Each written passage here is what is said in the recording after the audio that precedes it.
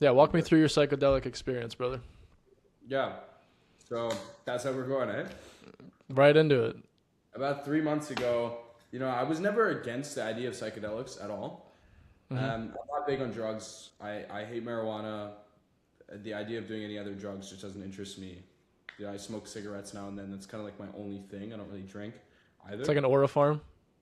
Yeah, like I really started smoking cigarettes for an aura farm. I can't lie. Yeah, yeah. And then I just started enjoying them after I eat dinners. So hey, when you want to look Italian, you got to smoke a cigarette with coffee. Right enough. So, but I was never against it, and I was just looking for the right time to do it. And then we just pulled trigger. I was like, "Fuck, okay." My buddy came home with some. My business partner at the time came home with some psychedelics, and I was just like, "Okay, let's just get it started." And Hmm. the first hour was funny. It was funny, and then the second hour, second and a half is like when the scary part comes. Yeah. Have you ever done psychedelics? Well, which psychedelics did you do? I did mushrooms. Okay, yeah, I've done mushrooms. Yeah, so the scary part came, but I mean, my interpretation of it now is different because I've just never felt something like that. Yeah. There's just so much energy, and I thought everything was going to explode and I was going to die. But what I was actually feeling was all of my previous programming and beliefs disappearing. So I remember I left the group, the cohort, and I was like, I need to go to my room. I need to leave. And I was sitting there in the bed with everyone while they were like running around, and I had tears falling from my eyes. I wasn't crying, but I had tears falling from my eyes, and I was smiling. And I was just like, I remember I immediately went to like a point of leadership within the Hmm. group where I was trying to hold all of our energy together so that we could get to the next phase. The best way to describe it, it felt like we were on a ship going through the fucking portal, Yep. and we were hitting a bunch of fucking rocks on the way. And I was Hmm. just trying to create a shield around us so that we could just go straight, no Yeah. problems. So that was cool to see. Like me in my freest form automatically went to a position of leadership. That just confirmed another core moral of mine. But when I went upstairs, what I was actually feeling wasn't the fear of death. It wasn't the fear of everyone killing each other. I felt all of my beliefs and previous programming getting stripped from me. Hmm. So it's like somebody was ripping all of my clothes off of me and I was naked in a room full of people. That's how it felt. Interesting. And Interesting. but I broke through that, and after I remember my brother knocked on my door, and the interesting thing about psychedelics is you can feel everyone's energy so intensely. Like for me, I don't know about you, but personally, I was able to like telepathically speak with my business partner, and we'd be able to conjure the same ideologies without even talking to each other, because it's very difficult to articulate yourself Yeah. when you're on shrooms. But It's so hard. the person you're talking to just knows. It's Yeah. like you'll ask them like you know what I mean? They're like, trust me, I know. It's like they feel it. It's more of a feeling and understanding of what you're trying to say to these people. But I woke up and I immediately was like, fuck, I'm in the game. This is a video game. And how I describe it is I felt like I spawned in on the world and I could Mm. feel the powerful energy sources around the world knowing I spawned in. And I felt like I Interesting. was like super, like I really felt my energy and I could feel the energy around me and in the world and like the really prominent powers powerful forces within the world as well, like people, like Yeah. humans on this earth that I could feel. And I felt like they felt me, and that kind of got me hyped because I was like, I'm in the fucking game. And I felt like it was a video game. And I remember I ran out of my house and my boys were blasting music in the car outside, and I hopped in the whip. And one of our friends wasn't on shrooms, and I sat there for like 10 minutes. I was like, listen, there's a fucking mushroom on the earth. Everything's a fucking video game, and God made this fucking mushroom where we can just see into the future and fuck the programming and break through. I was able to articulate myself somewhat well, and though I wasn't saying anything, I felt like I was saying something. Hmm. So after that, it was interesting because I realized all I really had was my morals in that state. Like I didn't really give a fuck about anything. You don't care about anything. All of my beliefs, all of my programming was gone. I could see through to the truth. That was pretty much it. And then after that, what that allowed me to do was instead of when a belief or a change in ideologies comes to me now, it's not that I'm saying no to it or that I'm against it. I'm more welcoming it because I understand that all of these things are quote unquote bullshit. you just pick what works for you and helps you get what you want. And that's the biggest takeaway I got from my psychedelic experience. I think we talked about that last time we had a conversation about like finding your own specific truth. You know what I mean? Yeah. Like it's not a factor of there's so much like you have to believe this or you have to believe that. It's like most of what belief in certain things is to answer inexplicable questions that we have as conscious projections of consciousness, right? And so there's usually not like one objective truth. It's funny that you describe your experience in that way. Last time I did psychedelics was prior to my mental transformation. So Really? I haven't done psychedelics since becoming what we would describe to be, let's say, conscious, right?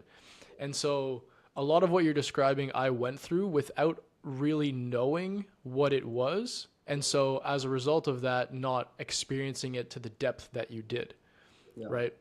I remember so vividly, and it's funny that you're saying like you're trying to steer a ship and we're trying to get everybody to the next phase of the experience, because that's literally what it is. It's like you do the 45 minutes for it to hit. The first hour of it is like, oh, dude, this is crazy. You decide to go on a walk. And then maybe one of the people who are a part of the group are going down the wrong direction. And it is the rest of the group's job to steer them in the right direction so that they don't, navigate down the wrong course. And then, I remember so vividly walking down the street at my friend's cottage. One of our friends, like, just getting into like a bad headspace, right, naturally. And then all of the other members of the group like gravitating towards like, nah, man, we're going to make it through like, just 30 more minutes or whatever. And then you don't even understand the concept of time when you're on psychedelics. Like it's non-linear. Yeah. And then you end up going into that next phase where, at least for me in that experience, it was almost like euphoric. It was, I sat looking at the moon for what was probably like 2.5 hours. And I was like, yo, I am so small, relative to the universe. That's probably where you discovered your euphoria feeling. Yeah, maybe, because now I have this term that I came up with probably since the last time that we spoke, and I talk about it when I do speeches in communities. I talk about it relative to like aligning yourself to the correct frequency. It's engineering euphoria. It's like putting yourself in circumstances where you would feel this like emotional state that you can't describe, and like that's what that is. Like looking at the moon for 2 hours and just being like in awe of how minuscule you are. But I think I need to do it again at this point now, after I've become significantly more conscious. I realized with it is it's just so energetically exhausting. And I'm a very competitive person, and I feel like society is constantly attacking me with their programming. So after I became hypersensitive to their attacks and the negative energy. So after that month, since my energy was so depleted, and I didn't have like that foundation, because my foundation kind of relinquished itself and I had to rebuild. I got attacked so heavily by every piece of negative energy they threw at me, and I had a fucked month after that. But then I came back much better. But that's my only thing with it, is like it really exhausted me energetically and creatively. So going in the next time, I want to figure out how, if I do decide to do it again, which I don't really see a point in. I think I got what I needed with it. It's just figuring out how I cannot be so fucked after. Can you give me an example of how you felt like the world was energetically attacking you after in your state of vulnerability? Yeah, I mean, I want to add one more thing to the stream experience, is because I felt it like everyone else around me, it looked like they weren't in their bodies properly, like they were just existing. Like a lot of different people, when they go on shrooms, they have like trips. They see things. They hear things. For me, I was completely conscious. There was no like thought in my mind where it's like I'm tripping balls. No, I was completely conscious. The only thing that was difficult for me was to control my body. Like my fingers would twitch and my hands would geek out, but I had full control of myself. And the biggest thing before anyone goes into psychedelics, if you don't want to have a fuck trip, the only reason why I was able to control myself so much and have full consciousness is because I know who I am and I love myself. And as soon as I went in there, it just confirmed all my beliefs. You went into a position of leadership. It confirmed everything you believed about society, confirmed everything you believed about the programming. So it was easy for me. It didn't feel unnatural. So if someone considers taking psychedelics, definitely before you go on that, do something like you done yourself with somebody that like a coach where you don't even need psychedelics. You can enter that plane via understanding yourself and actually truly knowing who you are. So you would say psychedelics are an amplifier for your psyche. Yeah. It's like the best way to describe it is like your full consciousness state is at the top of the mountain, and you can get there naturally. Like I remember I brought two of my friends in that have never been on shrooms into that fully awakened state where you're getting riddled with goosebumps. I'm getting goosebumps right now, so it's true. You're riddled with goosebumps, and you feel the energy within the room. You can hear each other talking when you're not talking. You can conceptualize that. I brought them in there sober. I was sober as well, which is really cool. But all it does is it just teleports you to the top of the mountain. Mm-hmm. It's like you can get there through meditation and conversation, but the psychedelics, even marijuana, can be to a certain extent just teleports you to the higher level of consciousness. I would argue it's also at least in my experience, it was the quantity that you do. Like I remember being a teenager, like I don't know when the first time I did shrooms was probably like, and I've only done it a handful of times, but probably like 19 or something, which was like 7 years ago. And when I did it back then, we all had this preconceived notion that, oh, like I want to be cool, so I want to do the most amount, or I want to do all this amount. I really want to trip out, because obviously the point was drastically different at that time. And so when I did that, like I did go through the experience of not maybe like seeing astral projections of like aliens or anything like that, but I was definitely like visualizing things that weren't there. Whereas when I did it, the times after that where I understood, okay, like I don't need this. I actually don't really enjoy doing drugs that much. I'm just going to do a limited amount. It becomes an amplifier of your experience in reality, right? Yeah. So everything you see becomes much more interesting. There's no things that are projected. It is just the things that are there are amplified. That is a cool experience. There's no programming in the way. There's no preconceived beliefs in the way. You just see it for what it is. Mm-hmm. It's also presence. I completely agree with that. Like obviously, if you take the fucked amount, like I think I did like 4 grams. That's pretty good though. Yeah, but if you take like 10, you're obviously gonna fucking lose your mind. I think the last time that I did it was probably like a couple of years ago. Again, before I went through this whole transformation personally, certainly before this podcast was ever created. And I think I did like 1.5 grams. And like for me, that's good, man. I'm chilling. Like I can experience the presence that I would otherwise desire to experience.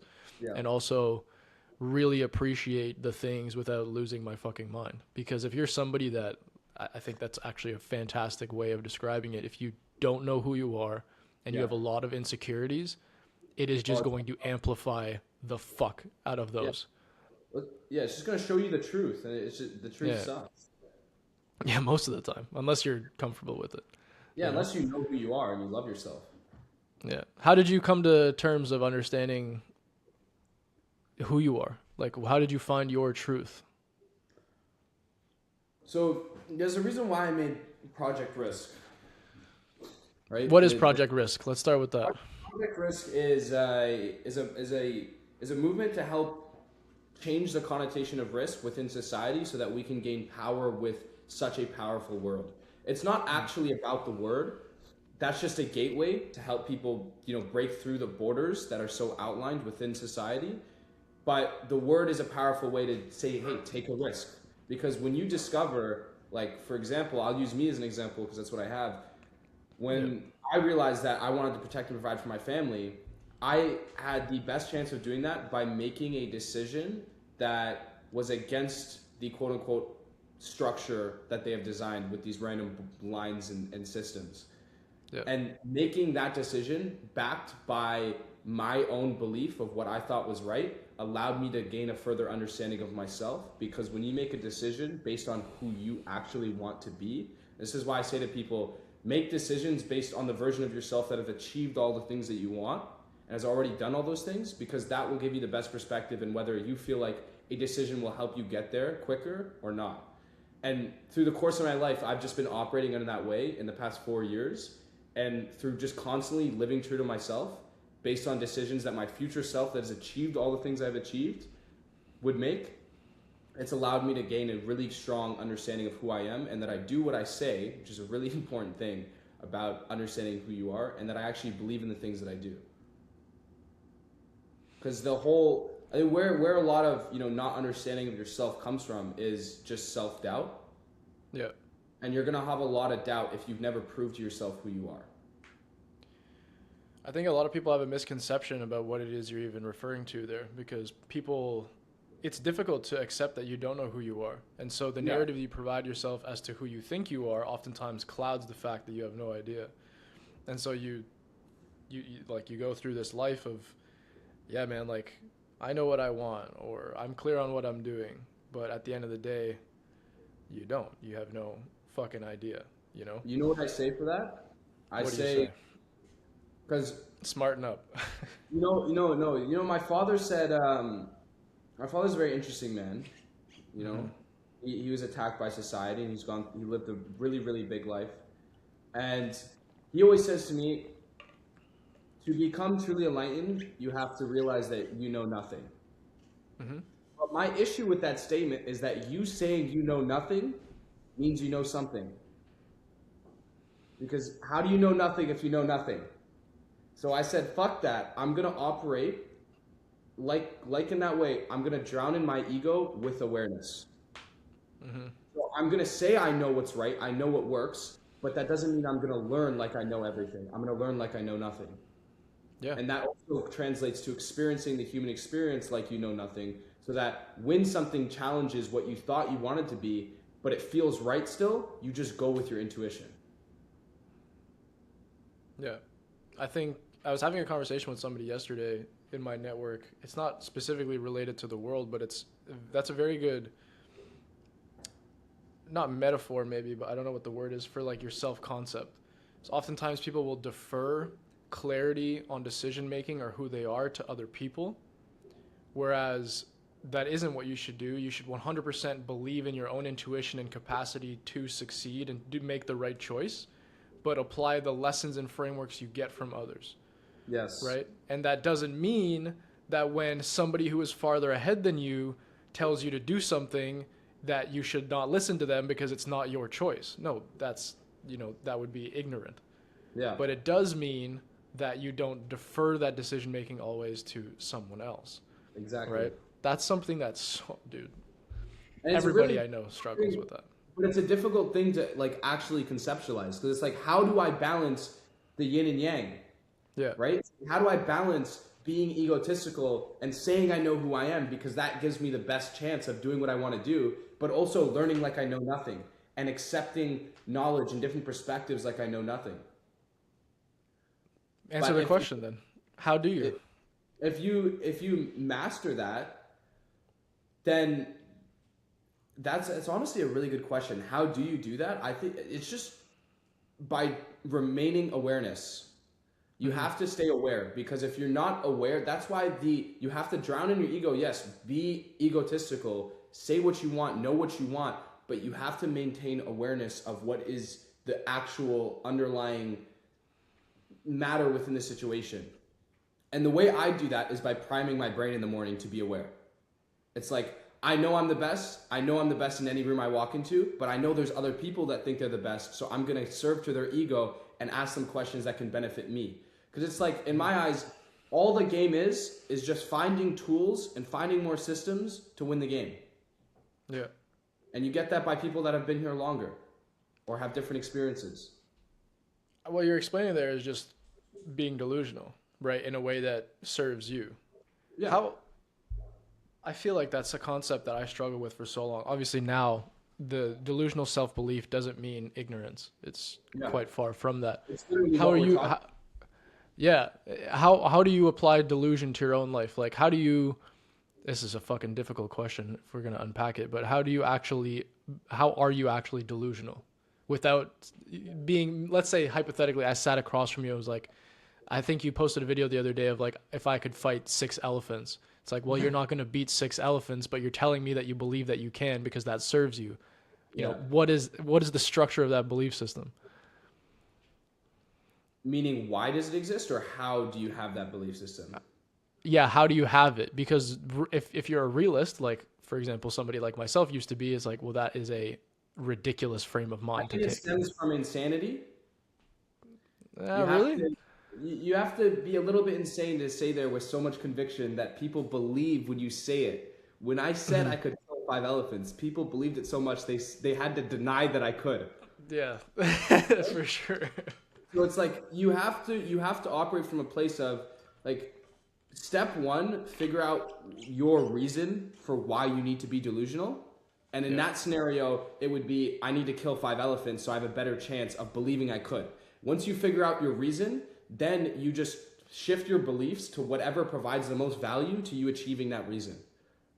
And that's the structure of it. It's like in my position, I want to create more free thinking individuals, right? So I have a better chance being sitting in front of a camera and talking with so much conviction that I believe I'm right, even though I know I have so much more to learn and that my perspective will change in a week because that will still help create more free thinking individuals.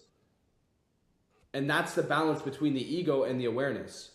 Yeah. And that's how you don't let the awareness trample your ego, because I'll still sit here, say all the beliefs I have now, knowing they'll probably shift in a week because I don't care. You're just a student. Right? Exactly. Yeah. And I'm saying what I believe now.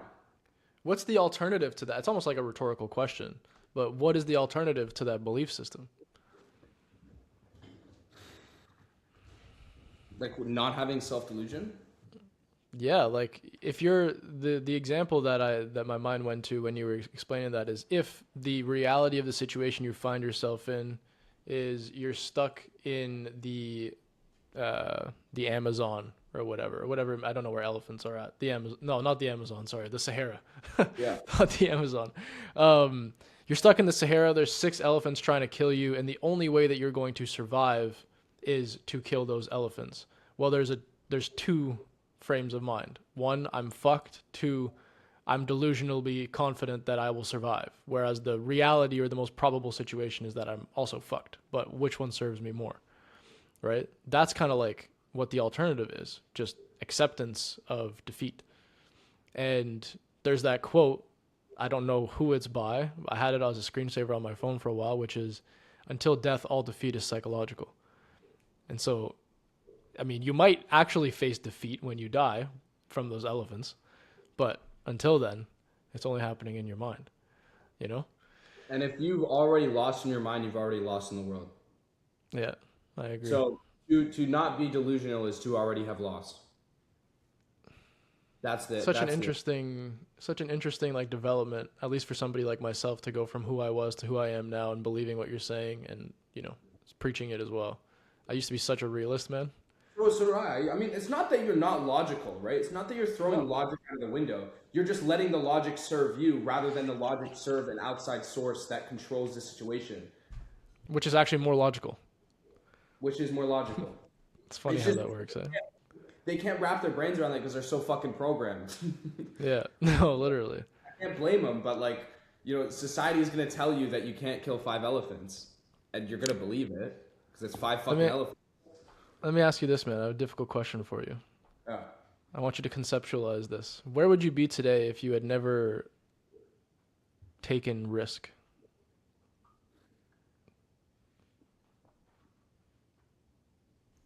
I've truly never thought of that. In my 4 years, even after 3 years of making that decision, Yep. right?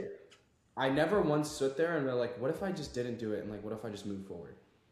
Mm-hmm. So to sit here and give the boring answer, it's like that reality. I can't even, I'd be in school, It's like, but to break down that reality isn't even a possibility for me because it doesn't exist anywhere in my mind. Mm-hmm. And it never will. It was never, yeah, go ahead. It's like the concept of burning my boats. Mm-hmm. It's like that idea of not having taken that risk or not making the decisions I've made are so burned to ashes and the ashes dispersed everywhere in my mind that I can't even conceptualize what it looks like because in my eyes, if I didn't take that risk, I would have taken another one. Mm-hmm. Interesting. So it's like, to answer the question in the most blatant way, it's like, 1, I don't know, and 2, I'd probably just be in university. I'm curious then if you think that that's inherently because of who you are, or because you actually never took Jesus Christ, can't speak English, a footstep into not taking risk. Do you know what I mean? It's my parents. I got really lucky. My father was, I'm the son, I've never said this publicly, but I'm the son of a drug dealer and the son of a stripper. But I'm also the son of a doctor and the son of a film director. So me being raised in that bubble of, life and such yin and yang, stripper, drug dealer, doctor, filmmaker, has allowed me to see all sides of life and allowed me to be comfortable with all sides of life. So it's allowed me, and also my mother told me I had an innate belief since I was a kid that I believed I could do anything I wanted. And I didn't see a difference between me and other people. That was my innate nature. When I was 2, I was going to the fridge, grabbing my own food, making my own breakfast, doing everything she said the only thing I didn't do myself, I couldn't do, was change my diaper. So my mother, though she wasn't there a lot as a kid, she was working so much. Anytime she was there, she reinforced that innate nature of believing I could do anything I wanted to do. And she proved the testament to that when I said, I'm going to drop out of school. She said, do it. Show me. Wow. And that innate nature has allowed me to live this life that I pursue, That's so powerful, man, to have somebody, it's not even somebody on your side. It's like somebody who feeds into your healthy delusion, right? It, like those words of you saying you're going to drop out of school and then her saying like, yeah, amazing. Prove it to me then. Go do it. And not in like a, yeah, right, kind of way, but like go do it. Yeah. Like, I believe in you. You can do it. Like the average parenting experience for a Canadian, in my case at least, and again, bro, love my parents to death. Obviously, it goes without saying. But the immediate reaction to, oh, I'm going to not drop out of school. I finished school, but I'm going to leave my stable Canadian government job where you would literally have to commit a heinous crime to lose it. And, the pension that goes along with that, to do cold calling for a guy who makes money online and sells courses. That was quite the, are you sure you know what you're doing? Like, are you sure? It was never a, like 100% like, go get it, do whatever you feel is right. It was careful, calculated risk taking. And I think even to this day, maybe they still don't 100%, align with what I do, but they're very supportive. And I can't even imagine, like, had I had somebody in my life when I was like 17, 18 to be like, yo, you actually like finance? Like, why are you going into finance? Like, why don't you just take a gap year? Why don't you just do this? Right? Why don't you just figure out who the hell you are? It seems as though this wasn't even your first choice and you're just so happen to be going into it now. Like, fuck, how different life can be, Yeah. Insane. Yeah. I mean, it's just, my mother has always been that kind of woman. She's been a trailblazer. She left she got accepted to McGill when she was 19 to become a doctor. And, she left, she disappeared from home, went to Toronto, became a stripper, lived her whole life, did exactly what she wanted to do.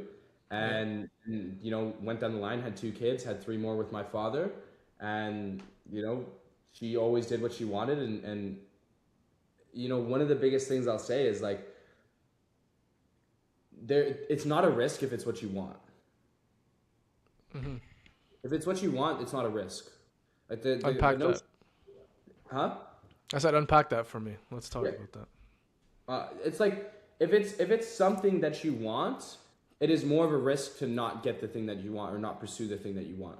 So the idea of risk, like, you have to really look at risk as what it is. It's complete and utter bullshit. The preconceived notion of risk and the idea of the word is bullshit. It's contradictory within itself, because if you want something and you want to take a risk for it, you want that thing, you not making that decision is more of a risk than making that decision. It makes sense, but most people can't accept that as a fact because it is Because a of what society skewed. determines them as risk. That's why I've changed the connotation to risk is a tool to live true to yourself. It's not a something to fear. It's not something that poses danger. No, it is a tool given to you, blessed to you by this program society to allow you to make the decisions you know you need to make. What is the art of living true to yourself? I have something that I want to not show you, I guess technically show you right after, but I want to hear it from the man who created the brand, you know, what it means to you to do that.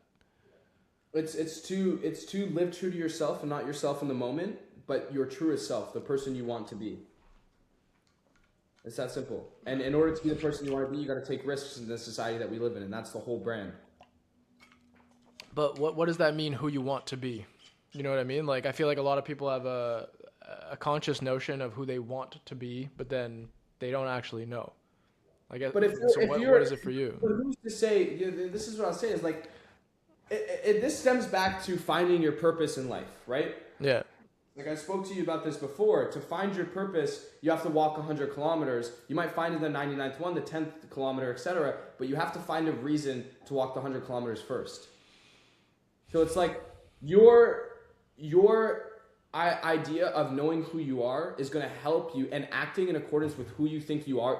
That's why I say not in the moment, but to your truest self.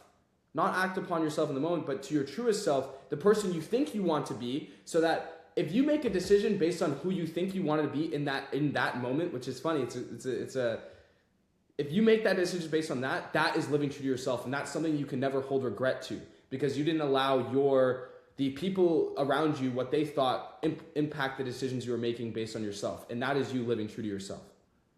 Can you give us an example? I understand it, but I feel like I would love, because that message specifically is the single most important thing about identity work, is being clear on who you want to be and taking actions in alignment with that person.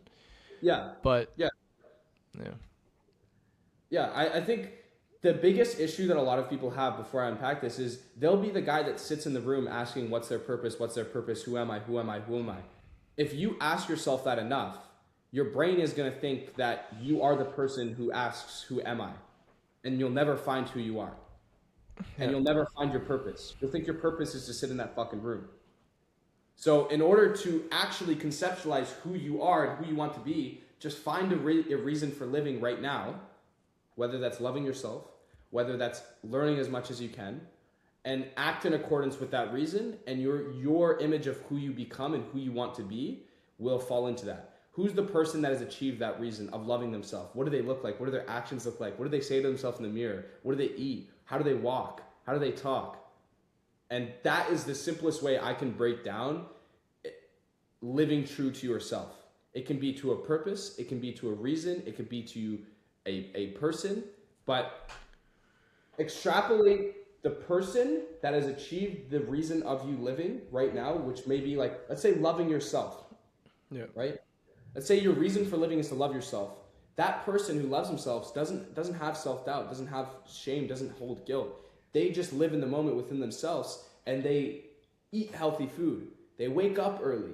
They pray. They meditate. And then that gives you actionables in your direct life to live true to yourself. Yeah. Just taking actions in alignment with the person that you would be in the future, right? Yeah. Because you'll never know who you want to be. Like, you'll never know who you want to be. That's a really difficult thing, because when even 2 weeks ago, that identity of me has shifted a little. Mm-hmm. You know, it's like he walks a little bit different from 2 weeks ago than I thought he did. If that makes sense. So it'll be constantly, everlastingly changing, but it's routing back to what we said. You have to act like you know, but still operate like you don't know.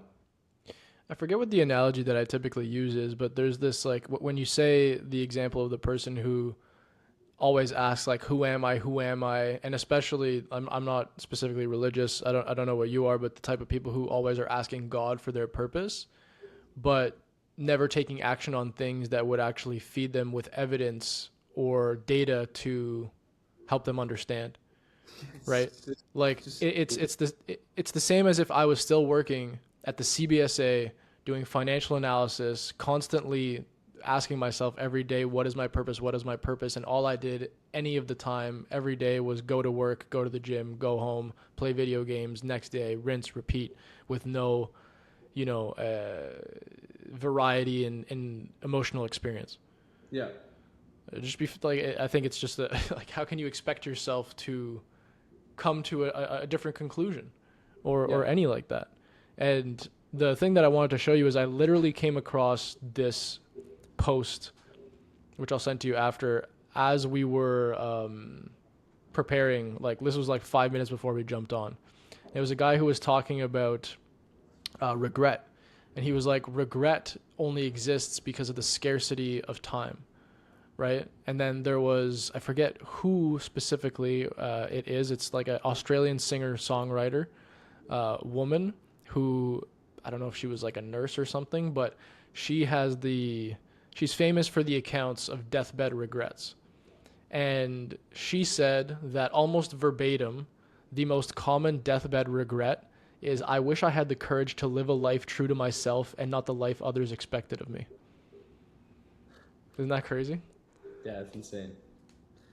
Tate and I came up with this when I was 15 years old, bro.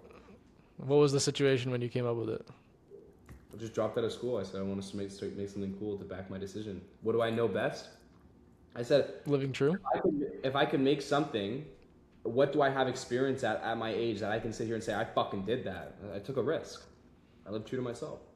How did you know to come up with the art of living true to yourself at 15 years old, though? I feel like fucking 15-year-old Tristan. That's 11 years ago. It, man. I was playing with it. I was like, well, why do you take risks? Well, you live true to yourself. Okay, like what could I put on a hoodie? Like what is like really cool? And then I'm sure I saw some inspiration that said the art of something. Yeah. And I was like, wait, the art of living true to yourself. Taking risks is the art of living to yourself. It's an art. It's a beautiful thing. And then there you go. How has that grown over? How old are you now? And when did you start in 15? And how old are you now? 19. How has that grown over the last 4 years? It's relatively the same. Like, it's just my understanding and my ability to articulate what I came up with has gotten far better. Like, back in the day, I wouldn't be able to articulate what I believe, what risk actually is compared to now. Mm-hmm. But that's natural, though. I mean, more so like the brand itself, right? Like, I know that's as a brand, it's not the primary motivation for you. It's really like something that you hold near and dear to you. How has the evolution of that been? Yeah, so I came up with, in the beginning, it was more of just like a clothing brand ideology. But then I was like, okay, well, if people were to actually become a part of something I'm building, they need to be able to adopt the mindset. So then I made the journals that are the Project Risk Journal that just help people adopt and actually take a risk. That's the whole idea. Clean, by the way. Damn. Thank you. Yeah, I know. It took a lot of fucking work for this thing. That took me a year and a half to build out and actually finish. Mm-hmm. And then I did a drop for that. And then with the hoodies, I've always held them near and dear to my heart. And I feel like they're a staple, and I feel like these are going to be around forever. Like, somehow I nailed the first fucking design. Somehow I was like, this is the fucking one of one piece. So the journals dropped. I think the first drop I did, I sold like maybe 18 of them. And that was the first time I actually like let Project Risk into the world. And then from there, with the hoodies, I've just been giving them to people I genuinely believe that actually like take risks and actually live true to themselves. What about when you launched the journals and stuff? Like, was that on the back of the personal brand already? Yeah, so or the way I started, like before I ever started my personal brand, Project Risk was actually the main thing, my number one focus. Like, I was trading stocks when I was 17 years old, but I wanted to build this brand, and I pursued it for 8 months. Making content every single day. I don't know if you remember that guy named like By Maximize that used to make the clips when the YouTube, when the movie clips were going crazy. I used to make videos like that every single day. I was posting like twice a day on all platforms, and I did that for about 8 months, and nothing worked. And I was just reading, and then I remember seeing, maybe it was one of the big personal brand influencers. Might have been Tate, might have been Iman Ghazi, but someone said you need to have a personal brand. That's actually how you grow products. And I was like, why the fuck have I been putting 8 months into this brand that doesn't have a meaning without the founder? And why don't I just make a personal brand? So then I made the personal brand, and then after the personal brand started going, I released the digital version of the journal first. I sold, I think, about 6 of those when I had like 10,000 followers, so it wasn't a lot. And then I released the book later on, about a year and a half later, after finishing it, designing it, and actually getting them produced. But Project Risk is the only reason why my personal brand exists today, because I was like, if I want to grow in today's world, if I want to be able to sell anything, I'm the best product. There's no one like me. I am one of one, you know? What do you think worked for you when you were growing the personal brand? Because like I know a lot of people are, I think it plays very much into the art of living true to yourself naturally, but I think a lot of people struggle with the concept of being personal with their personal brand. I mean, it's in the name. What do you get the most when you watch my content? Like, do you feel it? What do you feel? That's a good question. I think it depends on the piece, but the overarching narrative as of late, when you've been doing more talking stuff, is the conviction and the belief systems that you have. Before that, it was the cinematic nature of the viewing experience. But if you you know, if you watch my YouTube videos, the number one thing about it is I'm authentic as fuck. Yeah. I'm purely authentic, and authenticity is the only thing that has driven my personal brand. Really. What would you say to people who are authentic but don't get results?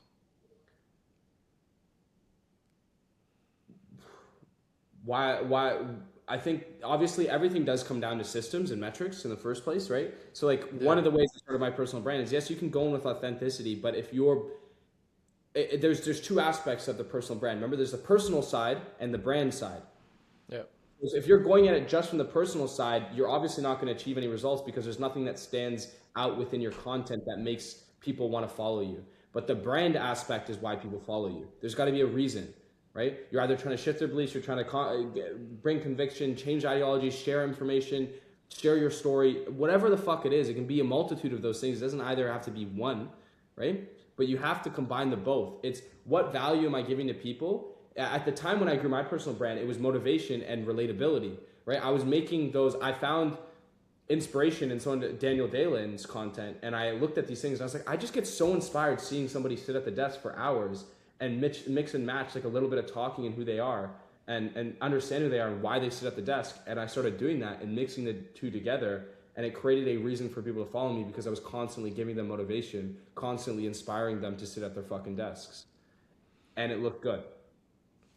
Have you seen a change in the way, I'll expand on this question as well. Have you seen a change in the way that mindset works as far as following someone now? Because in the past, that type of content is very visually pleasing, right? But now it's extremely abundant. And so there's a huge abundance of just straight, like, let's call it mindset slop, right? Yeah. Of insert famous quote with AI generated text after it. And so what I've actually noticed is there's a huge disparity between those videos getting views often and the followers being generated from those videos. So I'll look at a creator that has like, bro, they've got like 4 videos with over 500,000 views sitting on 3,500 followers.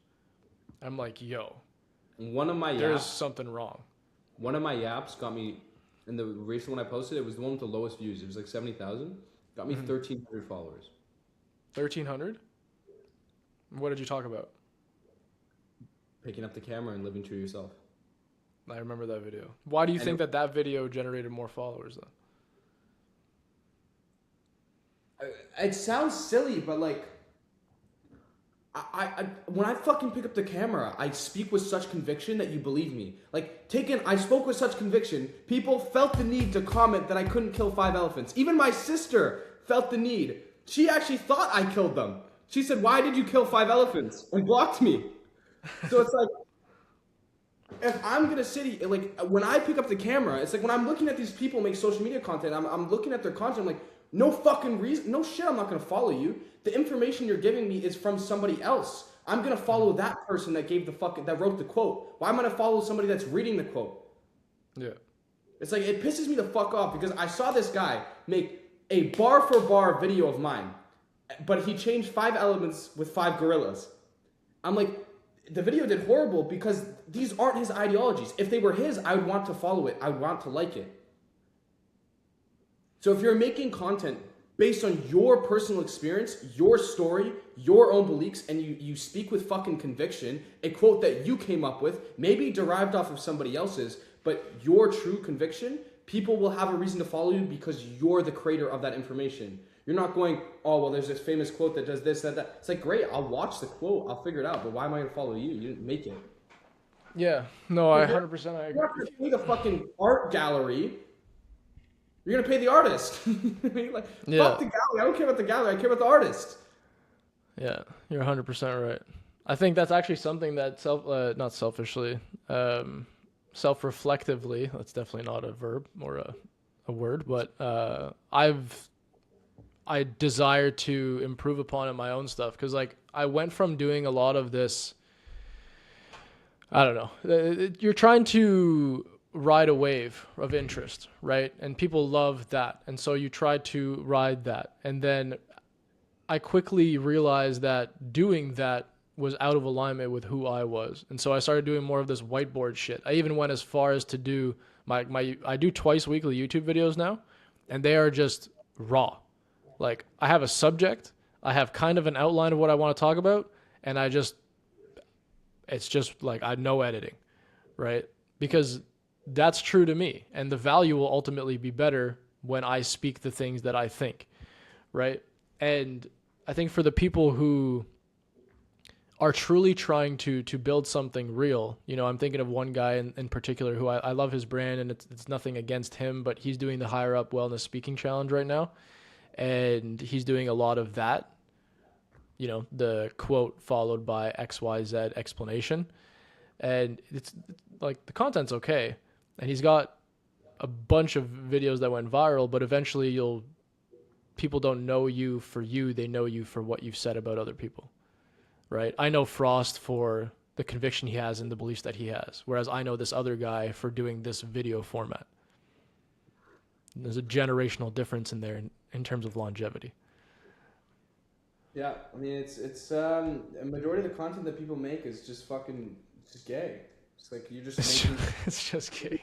Fucking doing shit for other people. Like, it sucks because, you know, I'd love to sit here and give like crazy actionable steps for people to make a personal brand a strong one, but it's like at the end of the day, you need to figure out who you are and what is the personal aspect of that, and then how do you want to package your brand and then deliver that at fucking mass with so much volume that it's undeniable. Don't open the door.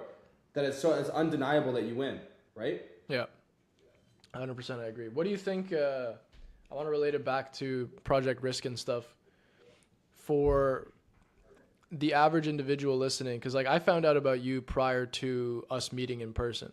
And actually, I'll explain for those listening the funny story. My content coach, let's call him, showed me Frost's account as a visual inspiration for what I wanted to do, because I was lacking inspiration on having a visual aspect to who I was, right? I looked at Frost's brand, I was like, oh, this shit is sick. Like, this guy's got aura. Didn't think anything of it, didn't even follow Frost, didn't, you know, end up moving forward with that visual aspect to the brand, and then met you in person, not knowing that was you until we followed each other, and I was like, oh, no fucking shit. This is a random guy. So, pardon me? That's the fucking brand side, baby. That's the brand. And if that's the case, then there's a lot of people that probably are going to be following you who either follow me, are in my network, might listen to this, and there are all, just in general, a lot of people that follow you. What is the definition of the individual that you look for inside of Project Risk, right? If somebody wants to buy a journal and you're like, that is the best possible fucking person that could have bought that, who is that person? A really good question. It's a great question. I think the journal right now is designed to definitely help you gain awareness of who you are. Like the first two steps of it is the first one is like finding a reason, which is finding your risk. The second one is understanding your reason.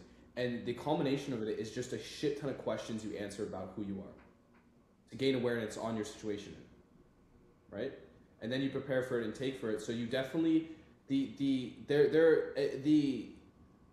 one thing that you need is complete honesty with who you are and an open mind. Somebody that is not afraid of the truth, and somebody that has an open mind of who they could be.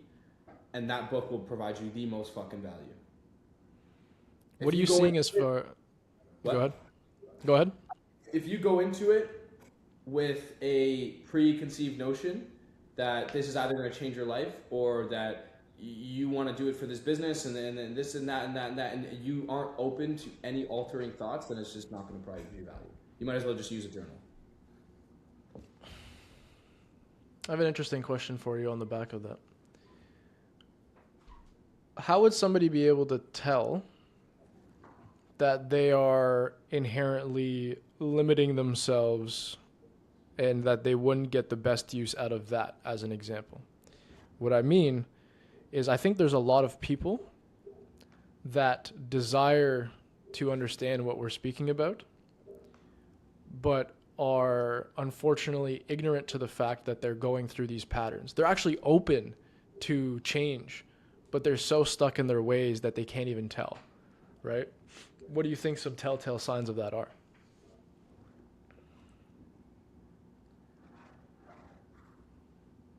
I think anything that just doesn't, I was speaking to my brother about this recently, and he was like, well, there's a 50% of me that loves the change, and then there's a 50% of me that doesn't want to change because that's what I feel like that's what pushes me the most. And it sprouts from the reason why you rely on your old programming is because it's what you're comfortable with, right? It's like, I saw this in a Tony Robinson podcast. People who live in Florida, and there's a hurricane that comes every 2 years. Yep. And then their house breaks, and they leave, and then they come back, they rebuild, and then their house breaks again. Three times in a fucking row, and you're yelling, why the fuck don't you just leave? Because it's comfortable, right? So honestly ask yourself, if you're truly open to change, break it down super logically, especially for guys. Women, this might not work as well because women are super energetic and logic doesn't really flow with them. Like you can make something illogical and it will make more sense to them. I know that from my sisters. But with men, logically, if you sit yourself down and you go, look at my old programming, on a scale of 1 to 10, how does that make me feel energetically? How do I feel? And commonly, the old programming will make you feel like a 4 out of 10. And then what you want to be and how you feel when you're the best will feel like an 8 out of 10. So it's that simple. It's looking at the old habits and programming that you have within you that make you feel anything less than a 4 out of 10, 3 out of 10, 2 out of 10, anything less than the habits and the new ideologies that are coming forward that make you feel an 8 out of 10, 9 out of 10, 10 out of 10. You know what's so fucking interesting too? If you've made it to this point, 53 minutes into the show, this is the one thing I want you to take away from this. 99.99% of the time, the thing that lifts you up and that you enjoy the most energetically is going to be the thing that you have been actively avoiding doing because it scares you. Examples of that are, I have a client and another person in my network who I spoke to yesterday, they're both in sales, kind of. One guy runs a business and he primarily deals with the sales and the content aspect, and he's like the face of the business. The other guy is a sales manager for a huge AI content company.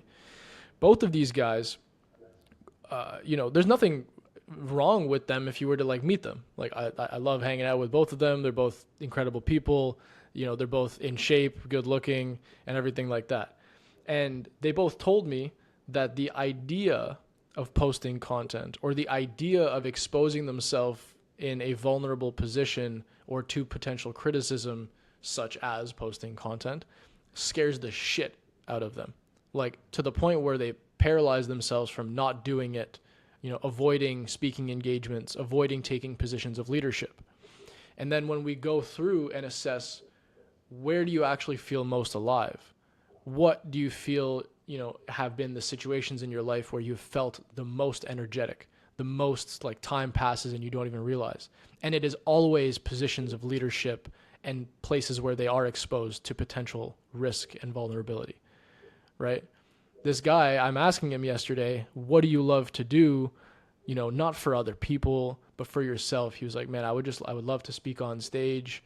I would love to do this. I would love to like have people and resonate with my thoughts and listen to me speak. And 5 minutes before that, yeah, man, like I don't post content because I'm really scared and this and that and the other thing. And it would scare the shit out of me to speak. And so it's the thing that is going to light your fucking chest on fire is oftentimes the thing that you are the most scared to do. And I think that is the easiest way to find what your purpose is or what you should be fucking doing is that it scares the shit out of you. Yeah. You know, like that was the case for me. You got to do that shit, especially if you're a man. Because the only reason why you're scared of it is because it's uncomfortable. It's just not you just don't know. Do you have any say not societal fears, but like physical fears? If you understand my differentiation between those?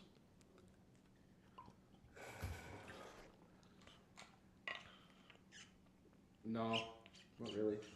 No, nothing like for me.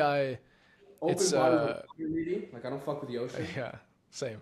Me and sharks don't get along. So it's not even sharks for me. Sharks is one of those I think programmed fears, but then it's like the unprogrammed fear just inherently in your human nature of the fear of the unknown. I think that's why large bodies of water scare the shit out of you, me, and other people. It's like, bro, there's so much in there that I cannot explain and that I cannot see, right? I had a conversation with shark. That's why I talked to one and he was like, "Yo, this is my shit." I was like, "Okay, my land is mine." I bet. Yeah, I'll take over the other one. For me, it's heights too. I can't do heights, bro. Impossible. Fear of heights. I just have a really big want to jump. What do you mean? When you look at something you shouldn't do and you just want to do it. Like when there's an open fire, you want to put your hand over it. Where does that come from? I don't know. I don't want to do it. Like I'm not gonna do it. I have a strong control of my. I forget the word. It starts with an I. Impulse. Impulse. It's a very strong control of impulse, but I have an impulse to jump. I have an impulse to touch fire. I have an impulse to grab a snake. Have you ever looked into the psychology of impulsive behavior? No. Me neither. I'm going to do that after this. That's very interesting. Because I'm not an impulsive person at all. Like all of the things you just described, fuck no. I have no desire to do things that don't, and maybe that it comes back down to wanting to remain in a place of comfort. Maybe it has to do with ADHD or some shit too. It probably comes from I believe I can do anything. So for some reason I think I can jump off the building and survive. I put my hand in that fire, nothing will happen to my hand, or grab that snake and kill the snake with my bare hands. I don't know why. Just that's my immediate thought. When I see a cliff, it's I could probably live this. If I jumped, I'd probably break my legs, but I wouldn't die. I don't even know if it's the fear of death that scares me about heights. I think it's, you ever experienced that? You're standing at the edge and you feel it in your nuts, you never experienced that? I do understand the feel it in your nuts thing because I get that when I see blood pour out of my loved ones. Really? I feel the empathy in my balls, yeah. Okay, for me, it's not empathy, it's fear. But, really? I think what you're describing there is the exact same thing that I just feel when we were both in Toronto, a bunch of the guys went to the CN Tower after, and some of them were like, "Oh, Tristan, you're the whole subconscious reprogramming mindset coach, and you're not going up the CN Tower." I was like, "No, it's a low ROI activity for me to get over. The fear of heights is not a high ROI fear to overcome." But in any respect, even when I'm the Miami penthouse kind of height, when you're looking over the balcony and you can see the ground, I cannot do that. If I ever, move to Miami, there's no way I'm getting a 47th floor apartment. It's 10 floors or less because I want to enjoy the balcony. I don't want to look over and be like, "Yo, fuck, I can't look at that." Wow. Yeah, it's pretty bad. But again, it's one of those things that, what's the return on the investment of overcoming it? I don't know. I've just never. I've never really put ideas. I agree with what you were saying, wrapping back to the ocean aspect, where it's it just comes from an unknowing. So maybe that fear is unknowing of the falling. Like maybe if you jumped out of an airplane skydiving, you'd probably overcome it instantly because you know what it's like to fall. Yeah, free fall. Yeah. I was always curious as well because how the feeling would be different between falling like vertically and falling horizontally. Because like when I was in Costa Rica, I did it was like a 12-meter waterfall jump. It was sick as fuck, by the way. And you know the feeling of your stomach going into your chest? Yo, I hated that. Like, I hated it. And so I've always been curious if you're not falling like this, but you're falling like that, if you get that same feeling. You know? Only people are afraid of shit at like heights. Like, just go jump out of figure it out. Yeah, maybe eventually I'll think of it as a low or a high return on investment activity. But Well, just there are so many other fears. do you want to experience it? Do you care to see what it's like? That's the thing. Like I've never had that desire to be like, oh man, I wonder what it's like to jump out of a It's plane. a low ROI for me to go swim in the ocean. Like I don't give a fuck. Yeah, exactly. I don't care Exactly. about being able to like swim in the ocean without fear. Fuck, who cares? Yeah. That's a good like dichotomy there. It's like if you're listening to this and you're scared of the ocean and scared of heights, those are way lower return on your investment than getting over the fear of posting content. Okay, you should focus on the fear of posting content first because that actually can make you money. The rest is profligacy. It's all profligacy. Yeah, 100%. Do you have any closing statements or any closing thoughts that you want to leave, me and the viewers of this episode with? I don't think so. I think we went down. I do actually, but I think we went down, a lot of different paths, and there's a lot of things to take into mind here, and a lot of things to consider, especially if you watch all hour and a minute. You know what I mean? And I think the core senses of what we were describing was find a reason and operate with alignment towards that reason. And everything will be easier. And if the reason scares you, it's even more of a reason to pursue that reason.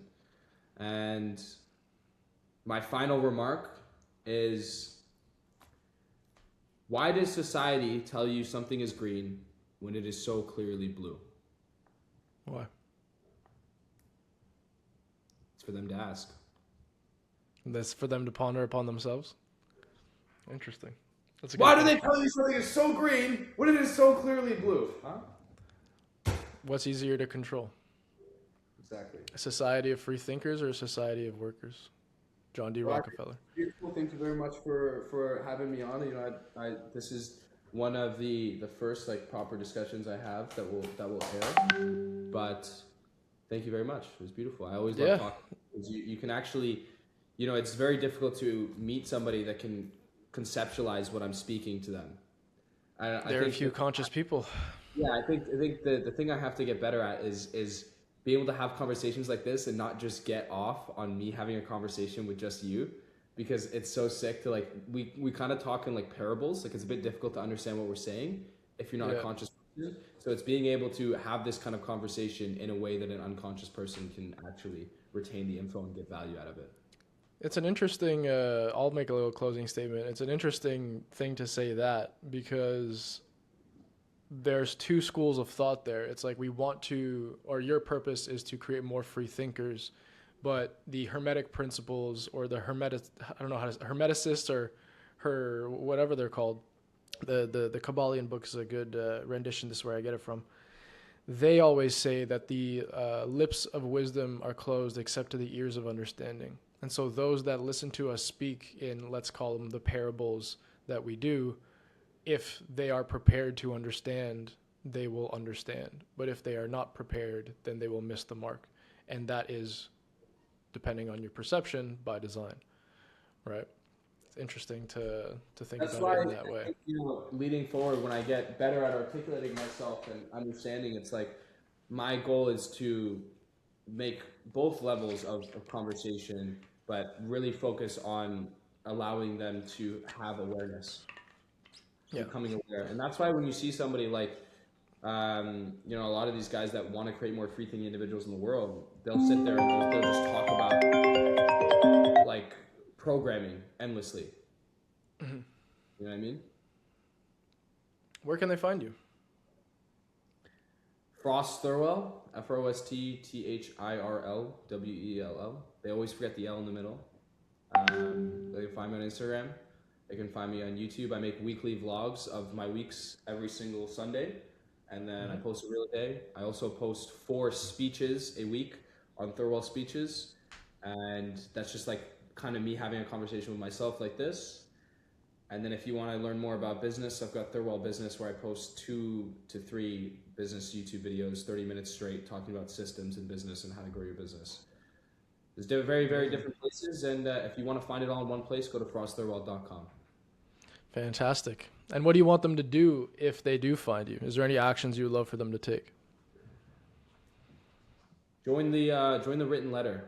It's a newsletter that I send out twice a week, and I share the deepest and most raw form of my beliefs and everything that I know about society on there.